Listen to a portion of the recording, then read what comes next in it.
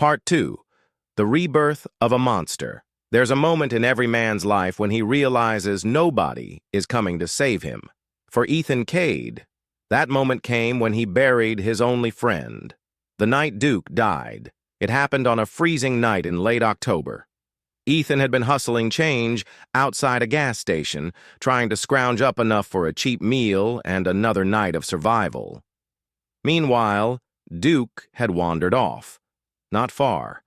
Just down the alley, tail wagging, sniffing at a group of teenagers huddled around a dumpster, laughing. The next sound Ethan heard, a yelp, then a chorus of cruel laughter.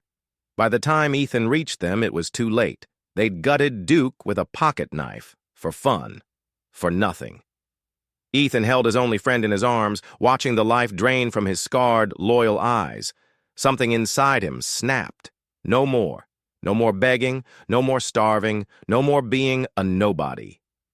Ethan was done playing fair. The final breakdown. For 3 days, Ethan didn't eat, didn't move. He sat in that alley next to the blood-stained cardboard box Duke used to sleep in, staring at the wall like a man who had already died. His mind fractured. He started talking to shadows, to himself, to Duke, who wasn't there anymore. And then, the voice came. Not a hallucination, not a ghost, his own mind, answering back. "You're weak, Ethan. You let this happen. You had the brains, the potential. You could have been anything, but you chose to be nothing. And now you get what nothing deserves." Ethan clenched his fists. He thought about every time he'd been robbed, betrayed, beaten, ignored, laughed at, discarded like trash.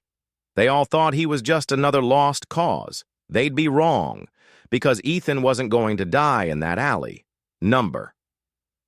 He was going to burn this world down and rebuild it in his name. The first score. A criminal is born. Ethan didn't have connections, didn't have a mentor, didn't even have a damn dollar. What he did have, a mind sharper than a scalpel. In another life, Ethan could have been a Wall Street prodigy, a Silicon Valley genius. But in this life, he was about to become the most dangerous financial ghost in the underworld. His first score was a simple credit card scam. Find a lost wallet, study the owner, memorize the PINs, habits, spending patterns.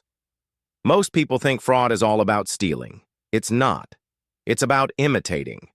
Make the system believe you belong, that the money was always yours.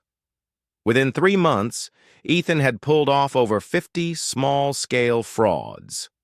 Within a year, he was running a full-scale identity theft ring. Banks, he bled them dry. Credit bureaus, he danced through their firewalls like a phantom. And the best part? Nobody even knew he existed. Ethan wasn't a thug. He wasn't a dealer. He was a ghost in the system. The luxury of sin. By the time Ethan was 27, he had 6 figures sitting in untraceable accounts. He lived in a high-rise condo, ate at 5-star restaurants. Women? They didn't ignore him anymore, but something was wrong. No matter how much he stole, how much he won, how much power he gained, the rage didn't go away. He still woke up angry, still dreamed of Duke bleeding in his arms. He wasn't chasing money. He was chasing revenge against the entire world. And the more powerful he became, the closer he got to becoming the villain he swore he'd never be. If you've made it this far, take 2 seconds to like this video and subscribe to Money Grit. Most people never understand what it truly means to start from nothing. They don't know what it takes to climb out of hell with your bare hands. Ethan is about to learn the hardest lesson of all. The higher you climb, the harder you fall. Back to the story. The enemy at the gates. Ethan had no weaknesses, no family, no friends, no attachments. He was a phantom. Until one day, he saw her again. Lena, the woman who betrayed him years ago. She was standing outside a nightclub in Miami, laughing with a wealthy hedge fund guy, draped in designer. looking like she had never once been desperate, broken, starving, dying. Ethan snapped. For the first time in years, he felt something besides rage and emptiness. Revenge. This wasn't about money anymore. It wasn't about power. It was about finishing the story that started in a roach-infested apartment years ago. He had one final move to make.